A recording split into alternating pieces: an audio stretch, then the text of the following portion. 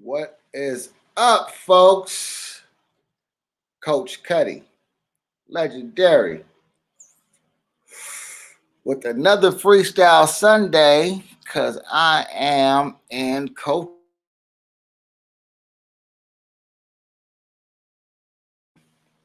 B loves getting his boogie on.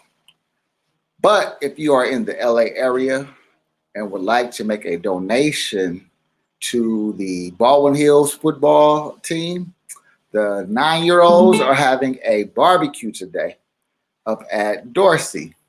You see them in the back. My boy Donnie Bills, I do the podcast with on Wednesday, and Coach Hale. They are giving a Baldwin Hills 9-year-olds barbecue up at Dorsey, raising money for uniforms. So go kick in. But without further ado, here is T. Lynn of Straight Ahead, Part 2.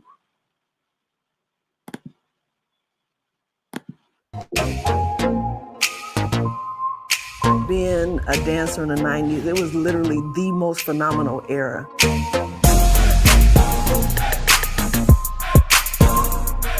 So much great music, just the feel of the club and everybody dancing and getting busy. 90s was the golden era of hip hop. I had a fantastic time. So many dope dancers that came out of that era that were known and were noticed for their style, for the artists that they dance with.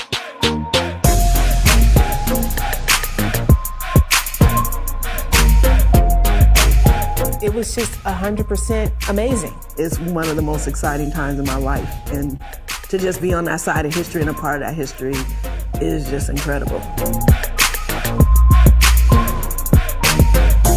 My name is Deborah Moten. My name is Nikita Leone. My name is Tawilla Lynn. My name is Marzella Pluk-Lewis, And I'm an original BBD dancer. I was born and raised in Los Angeles, California. I was born in San Francisco, but at the age of 6, my family moved down to LA. So I was raised in the San Fernando Valley. I was born in Detroit, Michigan, but moved to California in 1980 when I was 8 years old. I was born and raised in Inglewood, California. I was that kid that my family always wanted to do the latest dance. I remember as early as 3 or 4 years old being put in the center at a family reunion. They were like, Debbie, dance, do this dance, and I could always do it. When I was a small kid at 2 years old, my mother told me that I was a natural dancer. I started dancing at a very young age. There was always oldies being played in the household, and I was watching the elders dance and groove, and so I was picking all that up and absorbing it from myself, and I started dancing. I'm literally a self-taught street dancer. I never took a dance class, never trained. It was just natural ability to me. I was a cheerleader, and I was in dance groups pretty much since I was about 14 years old and dancing at school. I went to Westchester High School. I am a comic. West Side.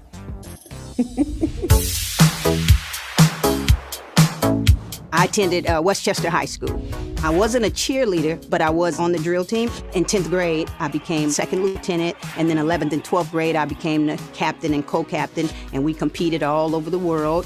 I went to Chatsworth High School. I went to Taft High School. That's where Ice Cube went. My sister was on drill team at Taft High School, and she said, you know, you're coming into 9th grade.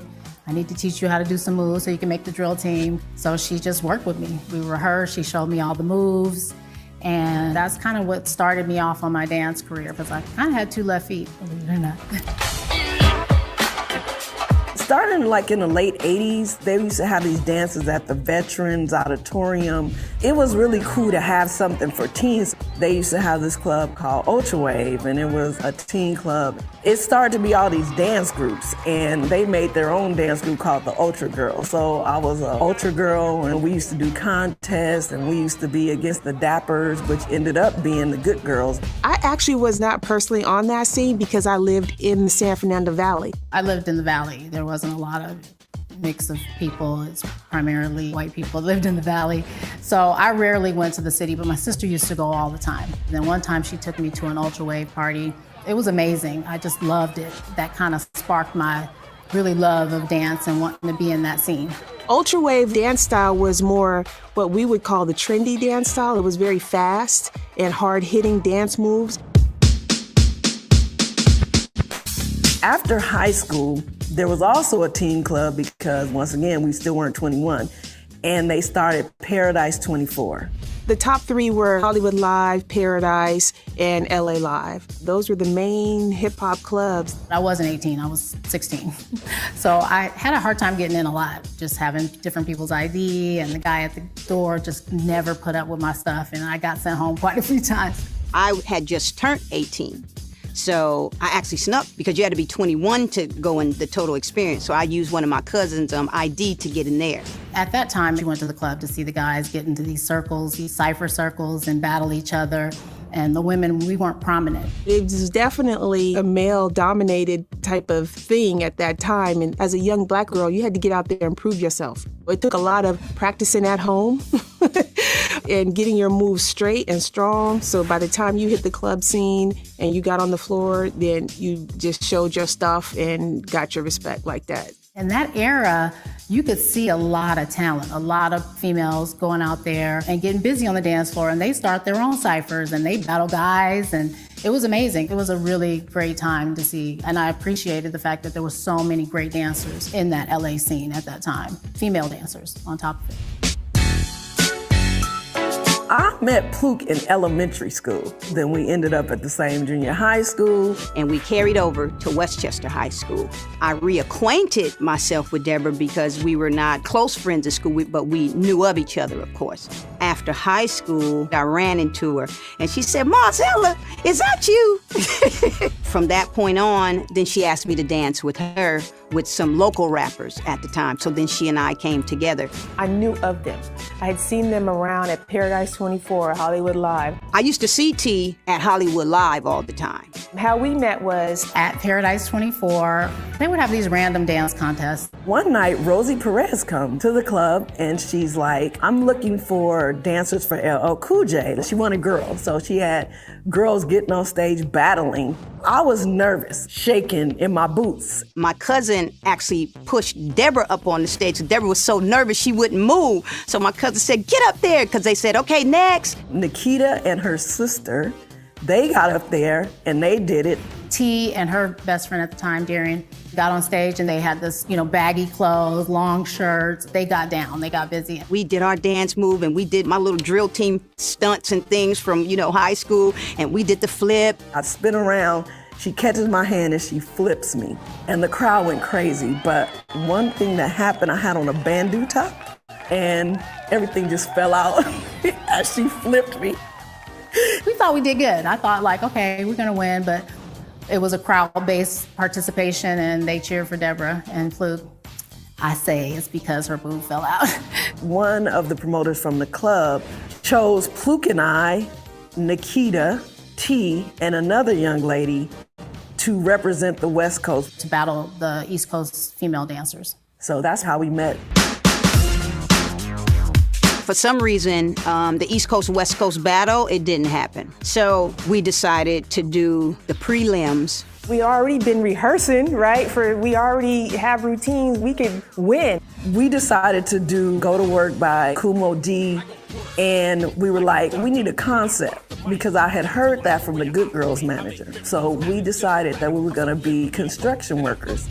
So I went and got construction outfits and tool belts and hard hats. So we're on the way to the contest and we don't have a name. What are we gonna call ourselves? So we were brainstorming on the way to the club, what was our name gonna be, but we wanted it to match our concept as well. So we were looking at signs, street signs, one way, stop, move ahead, whatever, yield. And then we came across this sign called Straight Ahead. And we was like, that's it. Oh, how are we gonna spell it? And then it was STR-8 ahead. So we performed that night as Straight Ahead. Crowd loved us. We took out the Love Posse, who was the favorite to win that night. Then we move on to the finals. And the finals were the following week. And we are back for part 2.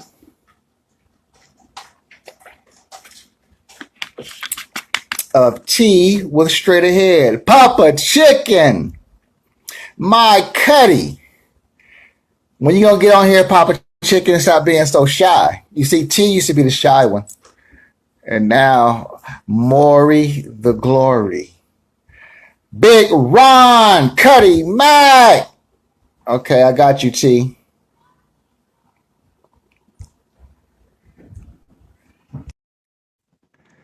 Ron.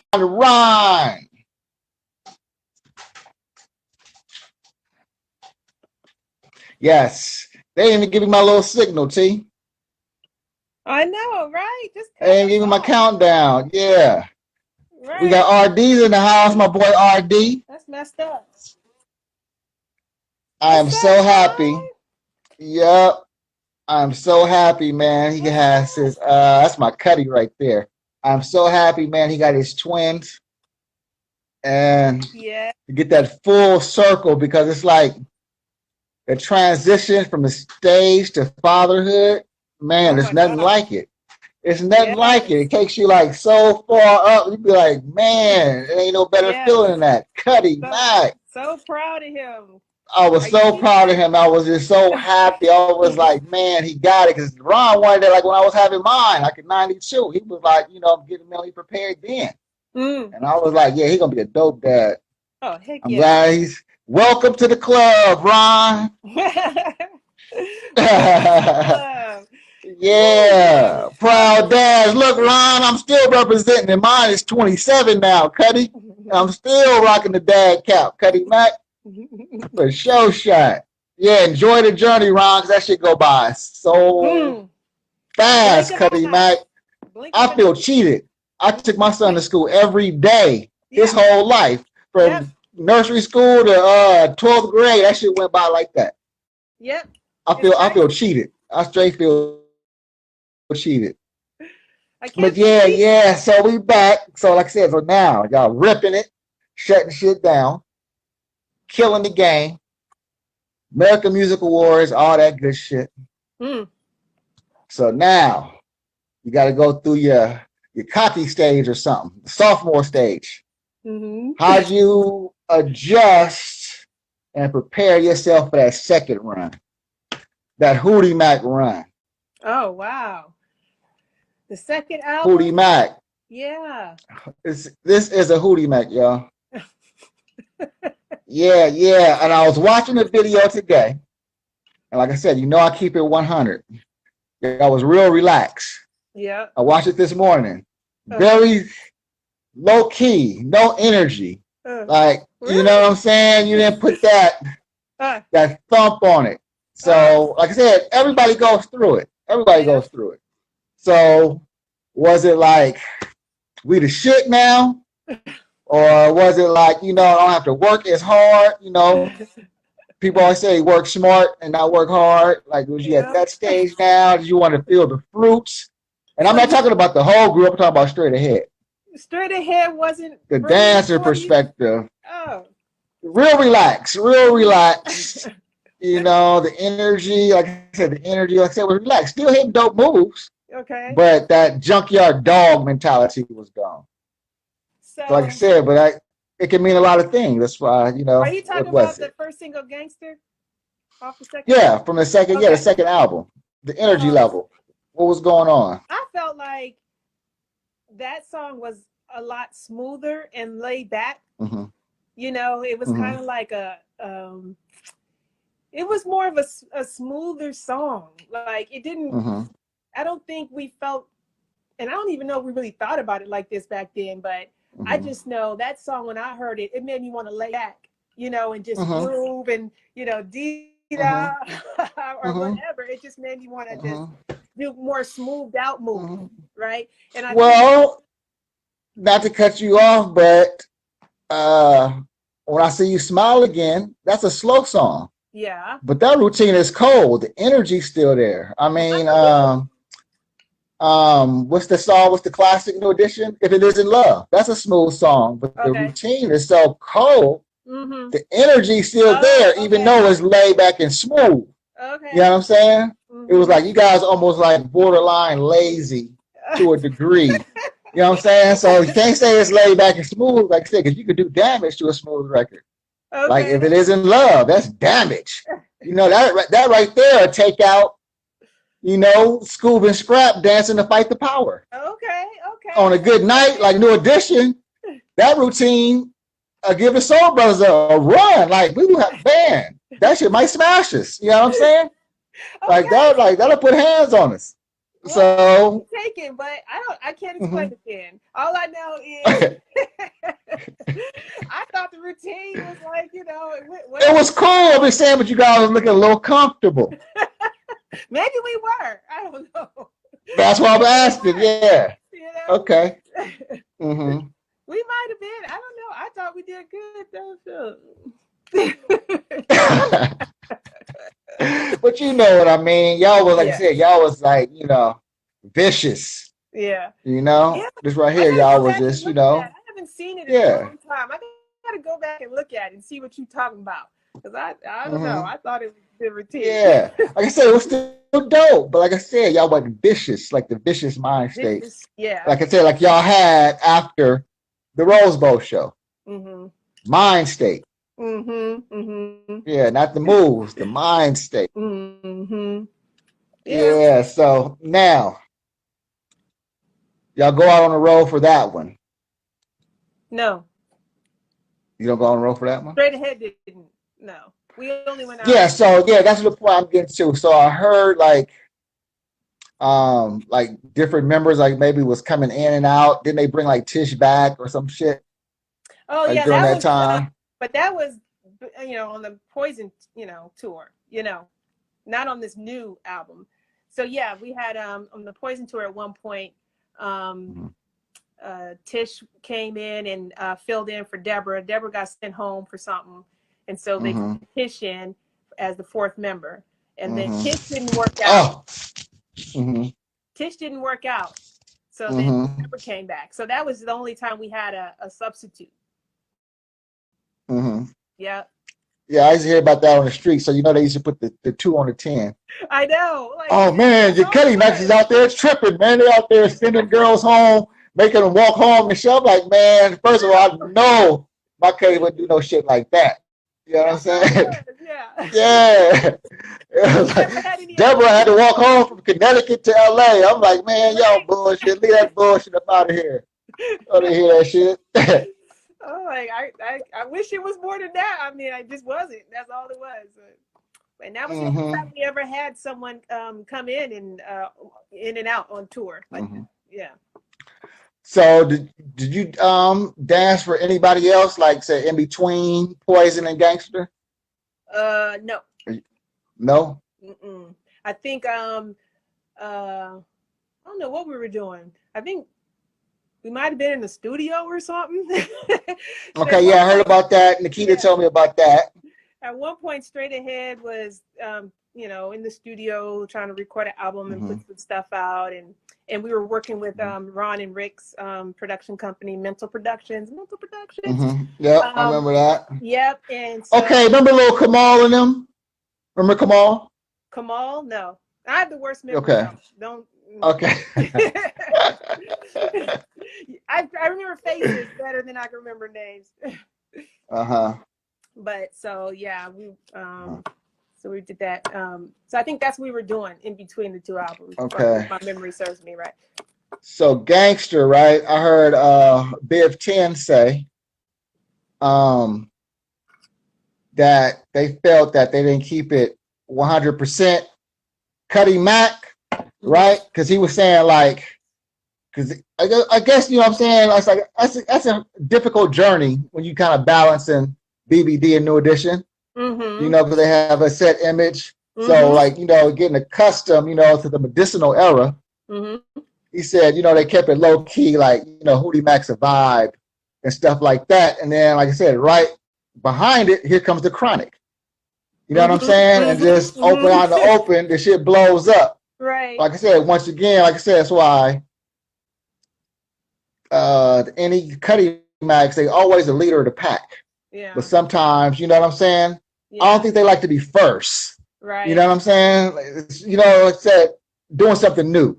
Like I said, because they would have put that out, bam, you know, Chronic would have came second.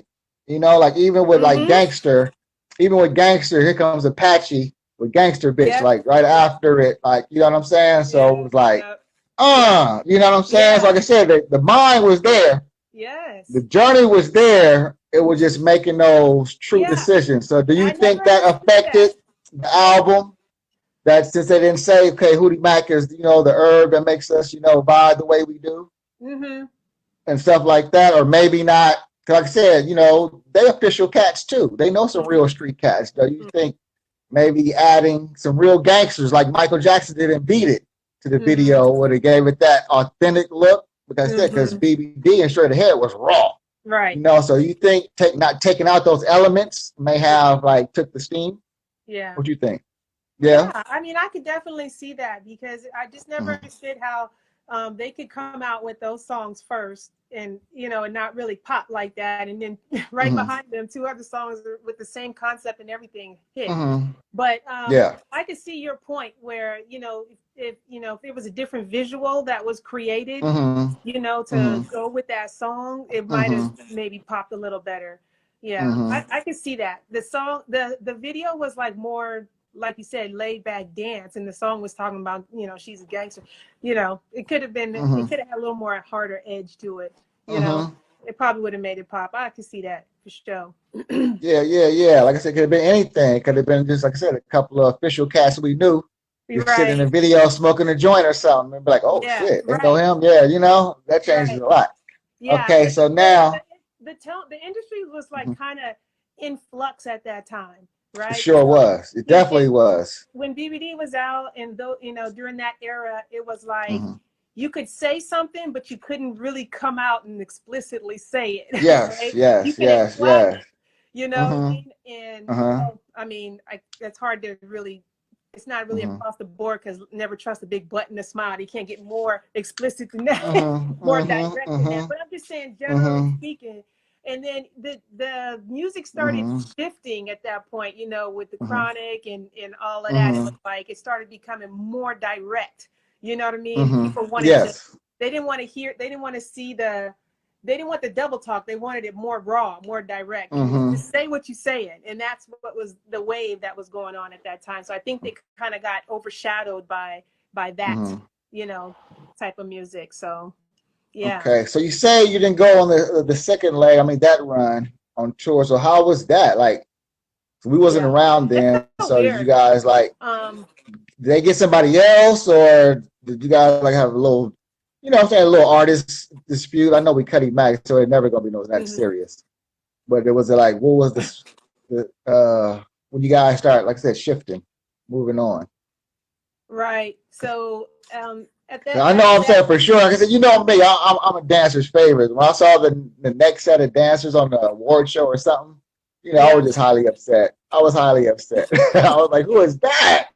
Right. Straight ahead stunt doubles? Who's that? So so how was that? Like, did you guys, like I said, just stop? Well, okay, after Gangster? We took a break after Poison, and then we came back and did the New Edition reunion tour. Remember? Like, it was like 96, 97. Yeah, I remember that. Well, that was before the Hootie. Oh. Okay. So then we did the video, and then I think we all just went off and just, you know, we just started living our lives. Like, Nikita went back to school, you know, I went to work, and everybody. Hold on, I need to set that part up. Hold on, wait a minute. Okay. Let me set that part up. I need to get into the visual of it. Okay. Golden era. The visual. It's coming. What's the visual?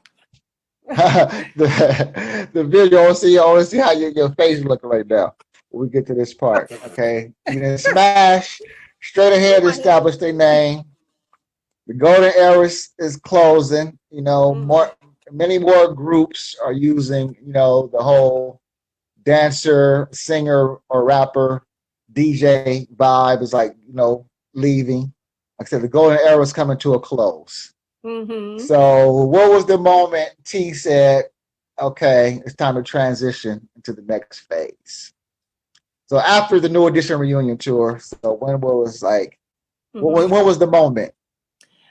I don't know. I think I just, I just was kind of for myself trying to figure out what I wanted to do. You know what I mean? In life, do I want to pursue choreography? I think I started teaching some hip hop dance classes where I started working with little kids and teaching hip hop classes. And I was trying to set up my life to see, do I want to teach dance, you know, spend 8 hours a day teaching dance, or do I want to, you know, do something more in the industry? I was trying to figure out what my next move was.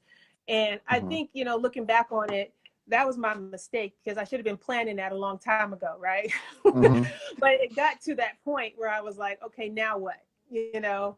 And so I was trying different things and, you know, doing some side choreographies and some side dancing with different groups and whatnot. So I was still kind of in it, you know, a little bit, because, you know, we knew all the dancers in the industry at the time. We all knew each other. So if somebody was choreographing for somebody, then we know to go and audition, or that's when we started like getting into auditions. And I didn't really like auditioning. I wasn't used to that. We never had to audition for Belle Biv DeVoe.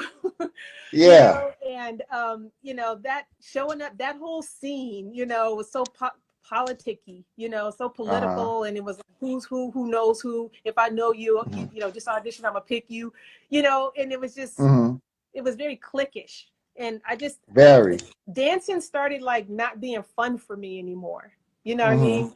And it was, you know, so I kind of pulled away a little bit, and just went back to work. And then I remember I got pregnant, and I had my daughter, and then I said, well, I guess I'm a chill on dancing right now, because I wasn't about to be on tour out of town and miss my daughter's first tooth, you know, my daughter's first steps. You know what I mean? I didn't want to miss a first anything, you know what I mean? So at that point for me, it was like, okay, I need to settle down. And that's when I went and I got a job, and, you know, and just started working and raising my daughter. I was a single mom at the time. So I just was kind of chilling. I think every now and then I would go do, you know, some dance stuff, like for, you know, we did, Janella was choreographing for Destiny's Child at one point. And then, you know, I went and I did that on the, you know, one of the award shows. So I would do little things here and there, but aside from that, it was just about me raising my daughter and learning how to be a mom, you know? That's right. That's right. Do you think, I already asked all the dancers, because they all kind of made that transition. Like, a lot of people like to hold on to our era, you know what I'm saying, or the era they're from. And like I said, some of them, you know, said just miss that crowd and miss that love. Like, I heard Smooth Beat say today, he said whether it's real love or fake love, it's still love. So some cats, you know, need that, you know what I'm saying, they miss those days when they were in their heyday. So do you think, like I said, I may start drinking or heroin or some shit. Do you think motherhood and things of that nature is a good bridge to get you from the height of your heyday and entertainment to the next stage? Do you think that's like one of the best bridges? Yeah. Well, I don't know. It was more like ripping the Band-Aid off. It wasn't like I got to walk over a bridge into motherhood. It was like right in the deep end, you know, went from you know, and I did go through something like emotionally. You know, I think I went through a little bit of a little depression transitioning from one lifestyle to the next, you know. And so, you know, it wasn't like I was hanging on. It was like I had to relearn how to live a different lifestyle, you know. You get used to the energy of the crowd. You get used to the tour life. You get used to always moving around and living in hotels and eating hotel food. And, you know, I had to remember how to cook and everything, you know, when I went in that, like, you know, went back into that. And so, I don't know if I would call it a bridge, but if there's anything that'll snap you out of it, it would be motherhood, you know, like. That's right. That's right. It's like, that's right. Well, yeah. I used to look at her, well, it's me and you, homie. Like, we've been doing this now. So it did take me some time to settle in and, you know, and just come to terms with, you know, not having that lifestyle anymore. But I think I did pretty good. Yeah. I think I did pretty good. That's dope. That's dope. Yeah, we keep it 100 on here, man. No play stories. No Hollywood stories here, man. We're talking real life transitions. Guys, that shit is it's deep. You know what I'm saying? Yeah, so building on that is the next stage. You know, like I said, after that shit, right? So now, like I said, we rocking shit. You know, we got Rakim, Big Daddy Kane, BBD, Guy, new addition in the top of their game. Now the music starts to change. Even the Chronic and Mobb Deep, they gone. So now we got the Chingies and we got the Nellies, and now the music is like, it's not even like hitting our body chakras. So how did you feel that moment where you try to hit a move and it wasn't T? Like, did that piss you off? Did it piss you off, T, when you was like, wait a minute, I know I ain't fell off like this. Like, what did you do? Wrong with me.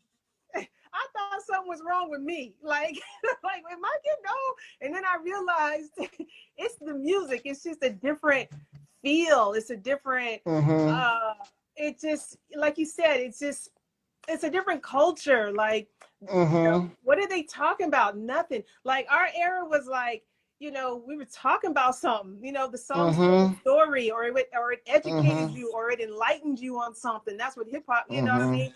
Now it's like, what are they talking about? They're literally, and I would stop and listen to the words, make sure I wasn't missing nothing. It was like, they ain't talking about nothing. And the music is not really are danceable. Like, they've come up with their own dance styles now to fit the music now.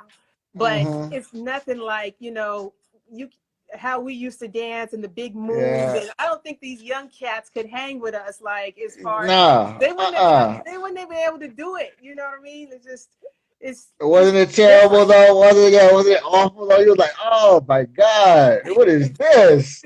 Yes. Right. So now, and for a while there, all I did was listen to just, like, you know, it wasn't like I was stuck in the 90s, but I was like, that's the best music. Like, you know, I would only listen to, you know, what I did back in the day, you know, and I was into like, you know, Main Source and Diggable Planets and Sonic, like, you know, all the hip hop genre that like sampled Blue Note jazz, you know, that type of area. So that's what I was like. I would listen to only that. Because I just wasn't getting anything from the new music. It just, you know, I don't know how to explain it, but that's why you know you're a great one. Because like I said, all the great ones have been through this journey. Like I said, whether you are a jazz musician or just anybody that's, you know, at the top of their game, like Miles Davis. I tell cats all the time, Donald Byrd, they couldn't blow their horn anymore for a second, you know what I'm saying, as they were transitioning. Right. So you went through that. Now take me to the moment where you knew you had it back. You were like, okay, I still got this shit. What was that moment? Because I know you still got it, T. Okay, I remember one time, I just, I don't know, I just started Dee Daaing, like, out the blue. Like, one thing I never lost, I could, like, that was the one type of dance that, like, stuck with me. Like, you know, it just, okay, I still got it, because Dee Daa is more than just like a dance. It's a, it's a feel. It's just everything. It's so I don't know. But that day, I remember that day, I was doing it in the mirror, and I was like, yeah. And then I did it for fluke, and like, damn, T, you can still do that shit. I was like, yeah. See, that Cutty Mackin is timeless, man. It's like, it's timeless. I was like, wow, because like it hit me later in life, and I was just like, this is really hit. Because like I said, a lot of stuff we can't do to certain things. Like I said, we jumped up right now, T. Right. And even if we did the best running man in the building, it wouldn't look right. You know what I'm saying? That's right. Why are you doing that to Nipsey Hussle? You know what I'm saying? Like, that don't look right to Nipsey. You know what I'm saying? Like, you know, there's certain things, like I said, you wouldn't want to do, like I said, to certain songs. Like, say, now we still do old school shows with Houdini and Dougie Fresh and stuff, right? Okay. So now, we as the Soul Brothers, we dance with them, we have to do the WAP and stuff like that, but it's to their songs. And everybody's like, I didn't know you guys could do that. You know what I'm saying? We do the gas rate, we do all the stuff that you would think the Soul Brothers would do. And we do that with them. Yeah, we do that with them. Yeah, we do that with them, and it bugs people out. But like I said, it looks right because you're dancing to a song from '85. You know what I'm saying? Like I said, but we did the WAP. You know what I'm saying? I'm saying, or, you know, when ours dances to something that's out now, it might not fit. Oh no, it won't. It definitely. Yeah, won't. and it's more wear and tear on the body. I noticed some of our friends that still choreographing and stuff. Yeah. They be teaching classes and trying to do our old moves to new music. Yeah. And that's like, it's just tearing their shins up, it's tearing their knees up because that music doesn't go with those moves. That's right. I mean, they were sampling James Brown. You know what I mean? It was like, you can't not get up and dance to James Brown. So, you know, and then putting it on, you know, under that hard hip hop beat, and was like, the music is what helped define our dance style, right? So, you know, so if you look at the music today and you apply that same concept and say, well, what dance style is today's music helping to define? The dances look like today's music, you know. You know, those are the dances that fit, you know. So you're right. Is there anything out here right now, like what song out right now make T say, you know, I feel like boogieing right now? You feel like boogieing? Yeah, like what's out right now? No, I'm saying what song is out? What song out right now makes T want to boogie? Oh God! Oh my gosh! Okay, I like Sierra's "Level Up." Okay. I just feel like that was more of a hype song. But as far as boogieing, I don't know. I can't think of anything off the top of my head. Name some songs right now. See, my thing has been, T, over the years I got blessed with, instead of like fighting the Chingies or the Nellies trying to dance to them, I would get I'm saying, you know, when those songs were coming out, there was nothing to dance to. I started dancing to anything old that I never heard before, and that's new music to me. So I might go get like some Afro-Cuban music or, you know, hear some B-sides or something that I'd never heard before. So I considered that new music to help me get over the hump. Yeah. You know, until it was time to come back full circle again. I constantly am doing that. You know what I mean? Yeah. Just to keep it fresh and, you know, keep something new coming into my mind, you know. So yeah, I'll go back and you know, I stay in the crates, because there's so much music and so many different songs and samples that I would hear in our hip hop music, but I didn't know who they were, right? Where that sample came from. So I would, you know, I'm constantly going back and pulling old stuff like that up, and then not just listening to the song, but listening to the whole album of that artist, you know, and seeing like what was the mindset, and just, you know. So I don't know if that keeps my mind in an old state, but you know, that's the music I like. I mean, to be honest, I can't think of a song right now that makes me want to get up and dance. I can't. That's right. Wow. That's heavy. Yeah, I just let no Fat Joe, no Remy Ma, nothing like that. No. No, all the way up didn't make you get up. No. Not really. I think it's a dope song. Right. You know what I mean? I like the song, but nothing really like hit me like that to make me want to get up and dance like that. I don't know. If I think of something, I'll let you know, but I can't think of one. Okay. So like I said, T, we cold dancers, straight boogieing, straight up. No mixing, no nothing like that. Oh, before we get to that, tell me about the Straight Ahead album that never came out. Club Mento. Before we talk about mixing, tell me about that. Tiger Bone. Oh Lord. Okay, so yeah, we were signed to Ron and Rick's production company, Mental Productions, and we started recording the album. And Nikita was singing, and Pluk and Deborah were rapping, and we finished a song or two, but that was about it. Like, and you know. We had this one song out. Oh, the Fellas, the dance group, the Fellas, with Alfie and Damon. What's up? If we were rehearsing to shoot the video to what was going to be our first single called Club Mento, and it was this hype dance song that and we was rapping on it and chanting on it or whatever. Mm-hmm. And so we were rehearsing for that. And so the fellas were rehearsing with us. They was going to dance with us in there. And then we had a bunch of girls, you know, that was going to dance behind us. So we started down that path, but we never finished it. It just never really came to fruition. I guess it wasn't meant to be, but so we never really finished the whole album. You know, we just we went in and did a couple songs in the studio, and then that was it. And it just kind of you know, died on the vine or whatnot. I don't know. It just never happened. But it was fun. It was fun, you know, being in the studio as an artist, you know, and it, like you said, making that transition from background dancer to artist was interesting, you know, that, you know, took some time, but we felt like we had the energy and we had the look, and, you know, we definitely had the dance moves, you know, back then, you know, you could dance, you could sell your music, you know what I mean? So, so we were, you know, we were confident we was doing it, but it just never, I don't even know why it died. It just died. Okay. So with that being said, y'all was true hip hop boogie masters. Didn't mix it with nothing. You know what I'm saying? You wasn't selling no heroin on the side while you was dancing. No, sir. You wasn't mixing the game. You know what I'm saying? Straight hardcore boogie. Straight up. So with that being said, since you didn't have, like I said, an album, you know, movies and all that shit, knowing that Straight Ahead established themselves straight, you know, hip hop lords. Like, how does that feel now, 2020? Man, I'm just like, I feel so honored and blessed to have been part of the movement.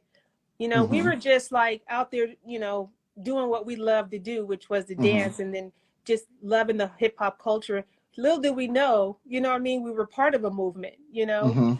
And so just looking back on it, and, you know, the fact that we got a little pinky toe in the footprint of hip hop, it's just, you know, it's humbling, and it's like, right? You know, that's our legacy. And we, I got to chill when you said that. I got to chill down my back.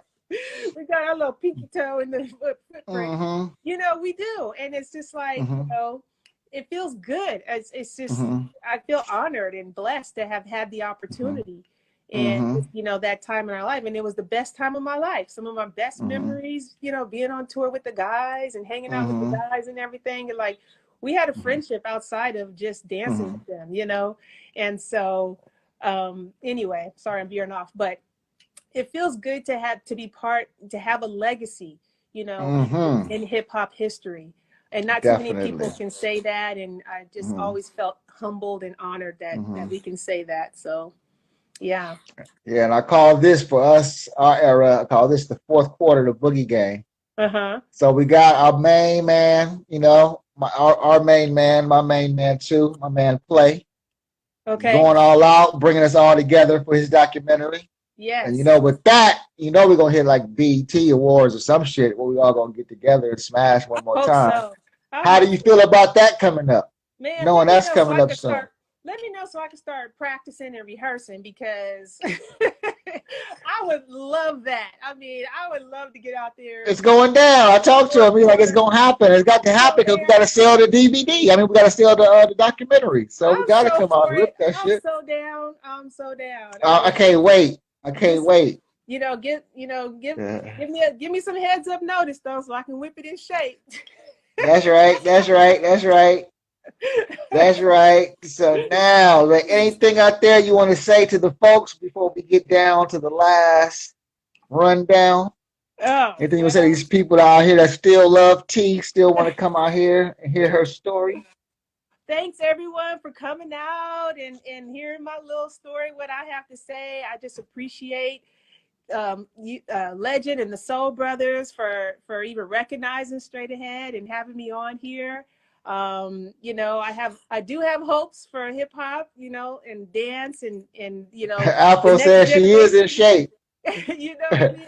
I'll be hoping. Yeah. They doing their thing. So I just want to say thank you for having me on and you know, keep it going, keep the movement alive. Fourth quarter, I'm down. Let me touch on this real quick before we even get to that part. I noticed that you put yoga in the game. When I was going to West LA, I was fucking around with the yoga. I really loved it. So how is that helping your Your boogie yes. game, not your whole mental, but your physical. But how is that relating to your boogie game? Who, yoga? Yeah. You say yoga? Oh, yoga Yeah. is like, yoga is everything. I mean, yoga is just, it supports everything, not just the boogie game, but yoga from a physical standpoint, you know, I must say, you know, it keeps the joints lubricated, keeps the muscles strong, keeps your body flexible. I mean, you know, if you want to get out on the stage and do anything at this age, you know, you need to make sure you have full flexibility in your body so you don't break nothing. You know what I mean? But I mean, yoga is so much more than that. But from a physical standpoint, I would say, you know, it definitely keeps my body, you know, feeling good. You know, What about breath? What about breathing? Breathing? Oh, so like the breathing exercises definitely is like relaxing and helps with anxiety and depression and stress. Keeps the mind clear and sharp and on point. You know what I mean? And just settles you. You know, it just centers you and settles you down. And you know, as you get older, you know, you have less tolerance, you know, for certain things and certain people. So it just helps, you know, keep you centered so you don't, you know, flail off into different directions. And I you know, I practice it every day, and I can't even imagine not doing it. Would you recommend that for the newer dancers or the older ones, or both? Man, I wish I had known about it back when I was dancing, you know, for sure. Any dancers coming up, I mean, not just the yoga part from a physical standpoint, but, you know, the meditation, you know, just meditation and breathing exercises, you know, also help with the body and the blood flow and all of that. So it's overall health, you know, to incorporate both of those aspects into your routine. I wish I had done that. I wish I had been stretching more back in the day and everything, you know. So I would highly I was just telling them, you know, me, Craig, and V-Love is still hard-headed. At 50, we still don't stretch. We still think we can get out there straight raw. Don't do it. Don't. I learned the hard way, T. I learned the hard way. Trust me. I was like, woo! So did I. That's right. I'm talking now because the body is you got to take care of your body now. You got to take. That's right. That's right. Okay, this is the part of the section right here. It's called that smoke section, where we put that pressure on you. Okay. You got to choose one or the other. Okay. You ready? Give me some easy ones. No, we don't do that on here. You know how soul brothers do. We don't give them nothing easy. In they prime, top of the game, Guy or BBD? Oh, BBD. That's right. And I'm not just saying that. Like, no. Yeah, exactly. Yeah. Keep it going. Yeah. Dopest club that you put it down in. Paradise on a Monday night or Mental Mondays? Oh, Paradise on a Monday. Paradise on a Monday. Mental Mondays was later on. Yeah. And, you know, we were on tour when Mental Mondays was out, you know, so we wasn't in the club dancing like that. But Paradise, we was out there doing it. Yeah. You know, every week. Okay. Best new dance movement in T's eyes. Crumping or the hyphy movement? What's the second one? Hyphy from Oakland. Remember the hyphy? No, do it. I don't know how to do it. Oh. That's a new generation. But I did like crumping. I did like that one. Okay, crumping or the reject movement? The Dougie. Oh, the Dougie, for sure, the Dougie. Okay. Yeah, I like that one too. I like those guys. Okay, in they prime, at Hollywood Live, the circle opens up. Oaktown 357, straight ahead. At Hollywood Live, it got to be at Water the Bush, nowhere else. Come on now. That's cold. What up? And it's so cold because I know, especially Pluke, I know how much he loves Terrible T. Pluke loves some Terrible T. You do too? Yeah. I do too. But if you open up a circle at Hollywood Live, and you put the two of us in there, we murdering it. I'm sorry. Ooh, that's my girl, T. That's my girl. Okay. Biggie or Nipsey? Oh, I'm gonna have to go with Biggie.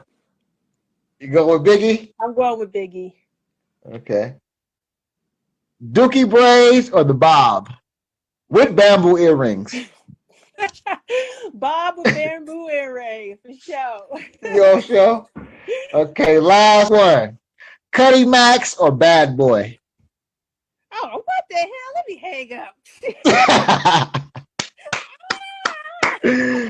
See?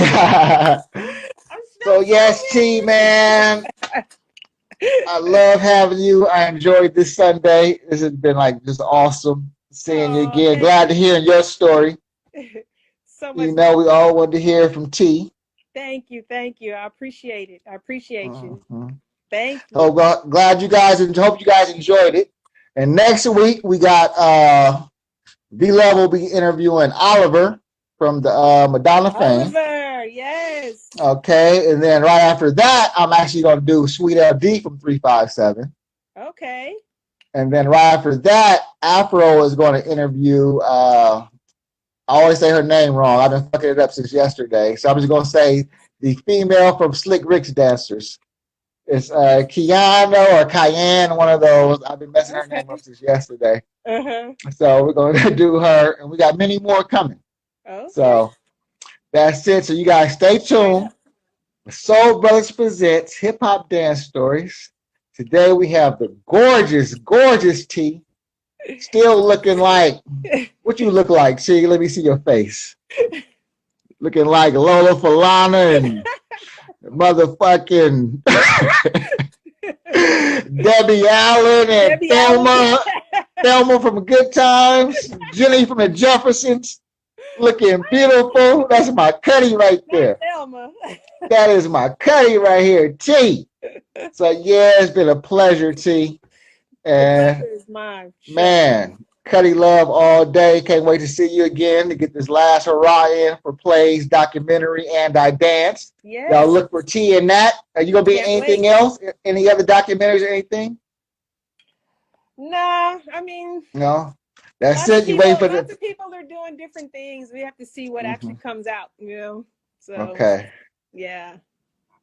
So yeah, beautiful. I'll be talking to you soon, of course. All right, thank you. Cutty's for life. Cutty's for life. Yep. Peace out. Indeed. Peace.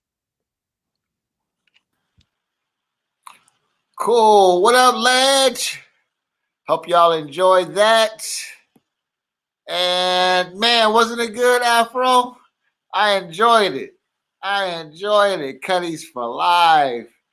See, Afro's moonlighting. She was supposed to bring this show on today. You know I'll be telling on you, Fro. So yeah. So next week we'll probably drop the one either with the one we did with Fro, Sis, or the one we did with Cliff Love, or the one we started the whole hip hop dance story off with. So we're gonna bless you guys with those, and then we will be back. And the team will be back. Cutty Max. So until then, we still got about 4 or 5 shows that you guys haven't even seen yet. So those are coming, and then we'll be back taking a break. One love, people. Fro, call me, Fro. Quit playing reindeer games. That's right. Let me put you up there. Yep, it sure is. Yep. I know you're at home right now, Afro, probably dancing to the Culture Club or something. I know how you get down on Sunday, cleaning up, trying to be jazzy. Yeah, but call your bro later on. I'm about to chill. So cool. All right, y'all. Hip Hop Dance Stories will be back. More shows coming. Then the team will be back live. Peace.